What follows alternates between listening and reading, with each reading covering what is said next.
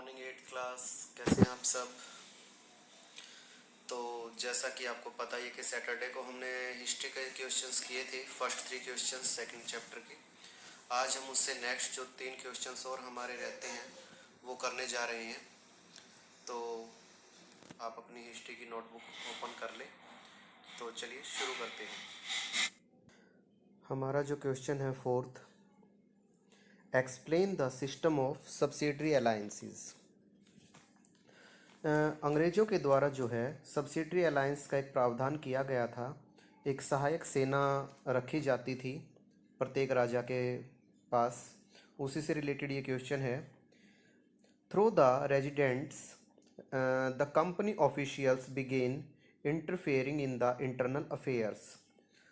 तो जो रेजिडेंट्स थे रखे जाते थे कंपनी ऑफिसर्स के द्वारा, प्रत्येक जो भी भारतीय राजा होते थे जो उनके कब्जे में स्टेट्स थे अंग्रेज़ों के, वहाँ पर उनके दरबार में एक रेजिडेंट्स को रखा जाता था जो हर चीज़ के ऊपर नज़र रखता था। Sometimes the company forced the states into A subsidiary alliance.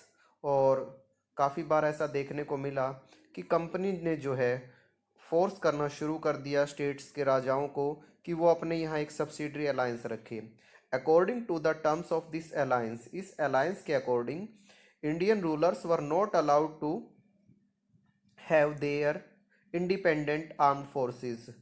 तो ये जो अलायंस थे इसके अकॉर्डिंग क्या था, ये जो एक गठबंधन अलायंस वैसे गठबंधन होता है, तो इसके अकॉर्डिंग क्या था कि जो इंडियन रूलर्स थे उनको अलाउ ही नहीं था कि वो अपनी कोई इंडिपेंडेंट फोर्स रख सके, यानी कि राजा की अपनी कोई सेना नहीं होगी। अगर कोई भी राजा अन्य राजा उसके ऊपर आक्रमण करता है तो ये सब्सिडरी अलायंस जो है उसकी मदद करेगी, सहायक सेना। They were to be protected by the company, तो उनकी सुरक्षा जो है कंपनी के द्वारा की जाएगी। But had to pay for the subsidiary forces that the company was suppose to maintain for the purpose of this protection. लेकिन बदले में इस सब्सिडरी फोर्स का पूरा खर्चा जो है उस राजा के द्वारा उठाया जाएगा जो उसकी प्रोटेक्शन के लिए अंग्रेजों द्वारा रखी गई है।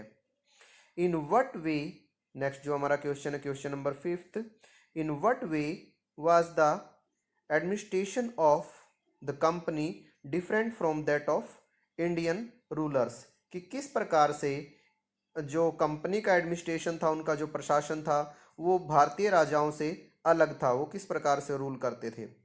From 1772 a new system of justice was established.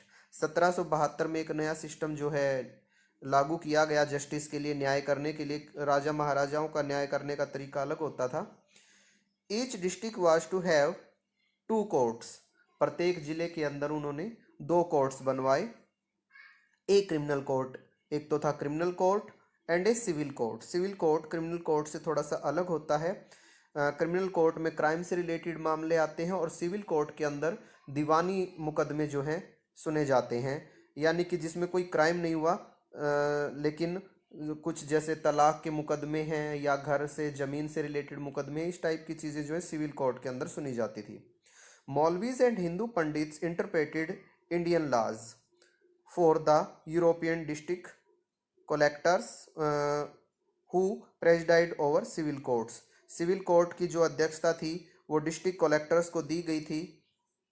तो उनको जो समझाने का जो तरीका था, यानी कि उनको भारतीय कानूनों के बारे में अवगत कराने के लिए मौलवीज जो मुसलमानों के लिए होते थे और हिंदू पंडित्स को रखा गया था इनकी व्याख्या करने के लिए कि किस प्रकार से सारे के सारे नियम कानून जो हैं चलाए जाएंगे।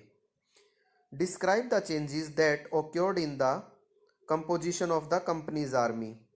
उन चेंजेस के बारे में बताना है जो कंपनीज आर्मी के शासनकाल के अंदर देखने को मिले। ये क्या था? ए change occurred in the 18th century when Mughal successor states like Awadh and Banaras started recruiting peasants into their armies and training them as professional soldiers. A change occurred. एक नए प्रकार के जो हैं बदलाव देखने को मिले 18th सेंचुरी के अंदर, when मुगल सक्सेसर स्टेट्स, जहाँ पर मुगलों के द्वारा जो है राज किया जाता था, जैसे कि अवध और बनारस स्टार्टेड रिक्रूटिंग पीजेंट्स। यहाँ पर पीजेंट्स किसानों को ही रिक्रूट करना शुरू कर दिया गया, उनकी भर्ती करनी शुरू कर दी गई। कहाँ पर? आर्मीज़ के अंदर। And training them as a professional soldiers. और जिस प्रकार से एक सैनिक जो है अपनी तैयारियां करता है, उसी प्रकार से उनको ट्रेनिंग दी जाने लगी। एज वारफेयर टेक्नोलॉजी चेंज्ड, क्योंकि अब युद्ध की जो कलाएं थी, लड़ने की जो तकनीक थी, वो बदल चुकी थी।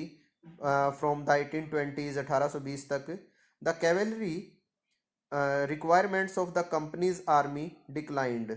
तो अब जो है कैवेलरी रिक्वायरमेंट काफ़ी कम हो गई थी। कैवेलरी होता है घुड़सेना, यानी कि घोड़ों पर जो सैनिक लड़ते थे, अब वो लगभग ख़त्म हो चुके थे, उनमें कमी आनी शुरू हो गई।